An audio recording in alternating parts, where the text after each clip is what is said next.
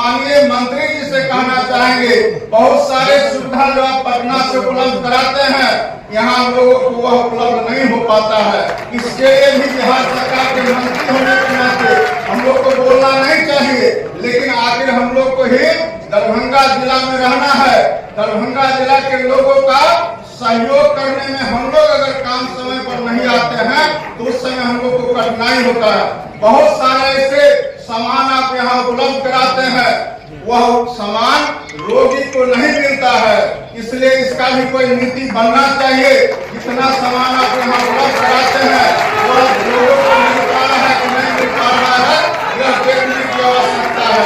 यह बात। और दूसरा, यह भी नीति बनना चाहिए माननीय मंत्री जी कि आखिर किस परिस्थिति में किसी मरीज को रेफर किया जाता है, इसका भी पूरा ब्यौरा होना चाहिए। बहुत सारे ऐसे मरीज को हम लोग जानते हैं और रोजाना देखते हैं जिसको यहाँ से पटना रेफर करने की जरूरत नहीं है, वैसे लोगों को भी यहाँ से रेफर कर दिया जाता है। इसलिए हम लोग आग्रह करेंगे, और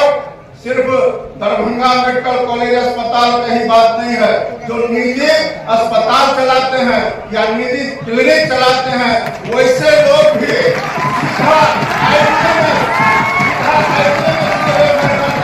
हम लोग यह जानना चाहते हैं कि आखिर मरीजों को पीएमसीएच में क्यों नहीं रेफर किया जाता है। इसलिए इसका मतलब है कि आपको पीएमसीएच पर विश्वास नहीं है। आप डॉक्टर का पुर्जा चेक करिए, एक भी डॉक्टर पीएमसीएच रेफर नहीं करते हैं, सीधा आईजीएमएस रेफर करते हैं। आपको भी मालूम है कि आईजीएमएस में मरीजों को भर्ती कराना कितना कठिन काम है, वहाँ बेड का कमी है। इसलिए हम लोग आग्रह करेंगे कि मरीजों के हित में भी हम लोग बड़े बड़े अस्पताल खोल रहे हैं, लेकिन लोग को सुविधा हो और कहीं कोई कठिनाई नहीं हो, इसके लिए भी सरकार स्तर पर स्वास्थ्य विभाग के यहाँ आप खुद मालिक बैठे हुए हैं, इसका नीति बनना चाहिए और मरीजों को ज्यादा से ज्यादा सुविधा बहाल हो, इसके लिए भी काम होना चाहिए। आज जो सुपर स्पेशलिटी अस्पताल बना है उसमें ओपीडी किसी तरह से चालू हो पाया है, इंडोर का भी व्यवस्था हो,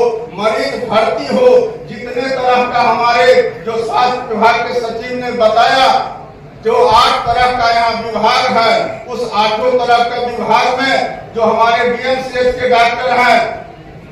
अंत में हम लोग यह कह सकते हैं कि रोगी का इलाज के लिए सब चलेगा, लेकिन उसका व्यवस्था अगर आप अलग से नहीं करते हैं और डीएमसीएच का व्यवस्था अलग नहीं होता है तो उतना लाभ हम लोग को नहीं मिल पाएगा। यहाँ के लोगों को जिस तरह से आपने इतना बड़ा चीज यहाँ देने का काम किया है, तो हम चाहेंगे कि यह व्यवस्था दोनों अस्पताल का अलग अलग हो, दोनों का प्रशासक अलग अलग हो, दोनों का देख रेख करने वाला अलग हो। और इतना बड़ा जब अस्पताल है तो कोई सक्षम आदमी को आप जरूर अधीक्षक बनाने का, प्रिंसिपल बनाने का काम करिएगा।